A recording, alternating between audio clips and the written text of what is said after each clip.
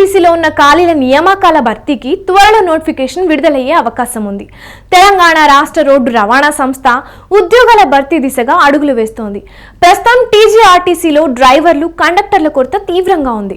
మహిళలకు ఉచిత ప్రయాణంతో పెరిగిన రద్దీకి అనుగుణంగా బస్సులను నడిపేందుకు సరిపోయేంత సిబ్బంది లేకపోవడంతో ప్రతినిత్యం ప్రజల నుంచి ఆర్టీసీ విమర్శలను ఎదుర్కోవాల్సి వస్తుంది.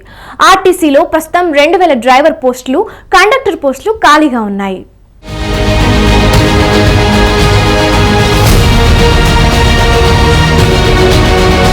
పెరిగిన రద్దీతో నిత్యం బస్సుల రాకపోకల కోసం సిబ్బందిని సమకూర్చే విషయంలో అధికారులు సతమతమవుతున్నారు. సిబ్బంది నియామకాలు చేపట్టాలని సంస్థ టీజీఆర్టీసీ నిర్ణయించింది.